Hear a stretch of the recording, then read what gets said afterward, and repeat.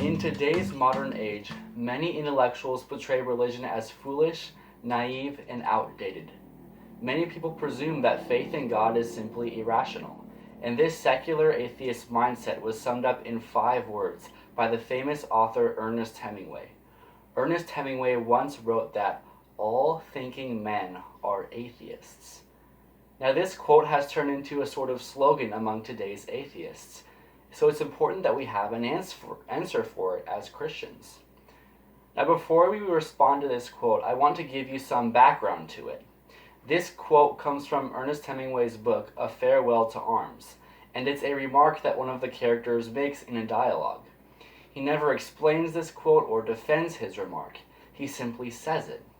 So, how should we respond when someone tells us that all thinking men are atheists? Firstly, let's just take the quote at face value. Let's read the quote and see what it is. Now, if we take the quote at face value, it's nothing more than an ad hominem attack. An ad hominem is a logical fallacy where you attack the person rather than their argument. By stating that all thinking men are atheists, you are saying that those who believe in God are not thinking. You are saying that those who believe in God are irrational. This is nothing more than an insult. And you could rephrase this insult by saying, surely you don't really believe in God. Only an idiot would believe that. Now, this insult, this ad hominem attack, is designed to end the debate before it can even begin. It's a very clever tactic, but it does nothing to actually disprove the existence of God. Now, secondly, is it really true that all thinking men are atheists? I just want to give you a few examples of famous thinkers throughout history. Was the astronomer Galileo a thinker? Was the mathematician Blaise Pascal a thinker? Was the physicist Isaac Newton a thinker? Is the current Oxford math professor John Lennox a thinker?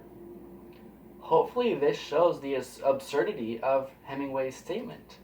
The reality is, many intelligent people believe in God, just as many intelligent people are atheists. Thirdly, if someone tells you that all thinking men are atheists, you can use the tactics. You can ask them questions to expose their fallacy. You can simply ask, how do you know?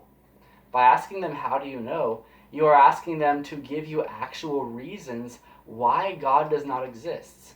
Ask them to explain why it is foolish to believe in God. This will not only expose the flaws in their thinking, it can open the door for you to share the truth about Jesus Christ with them. And this is the most important thing. As we're talking with atheists, we want to get to the gospel because that is what saves people. Now, lastly, we shouldn't answer any apologetics topic without examining what the Bible says about it. In the statement that all thinking men are atheists reflects the prevailing assumption in our culture that faith is opposed to reason. But this is a blatant misconception about what the Bible says about the Christian faith. Hebrews 11 verse 1 tells us, now faith is the assurance of things hoped for, the conviction of things not seen.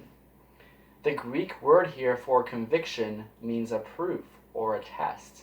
So faith means we have assurance that there is a God who not only exists, but in the context of this verse, who also fulfills his promises. And this assurance is crucial for Christianity, and it is based on testing and evidence. The Bible nowhere encourages us to stop thinking, to stop engaging our minds. Furthermore, 1 Peter 3:15 tells us to be prepared to make a defense to anyone who asks you for the reason for the hope that is in you, yet do it with gentleness and respect. Far from telling us to stop thinking, the Bible tells us to have a reasoned defense for our faith. Reason is not an enemy of Christianity. In the words of John Lennox, a Christian who has debated the atheist Richard Dawkins multiple times, John Lennox said this, faith is a response to evidence, not a rejoicing in the absence of evidence. The Christian faith is not blind. It is true, and you can be a great intellectual thinker and still be a Christian. Sadly, I do not have time in this 6-minute video to put forward all the evidence for the truth of Christianity. So if you're not convinced, I encourage you to go do your own research on the evidence for Christianity and read the Bible for yourself. For now, it suffices to say that this statement, "All thinking men are atheists," is illogical and false. If you are a part of Stoa, I hope this discussion has helped you as you prepare your apologetics cards.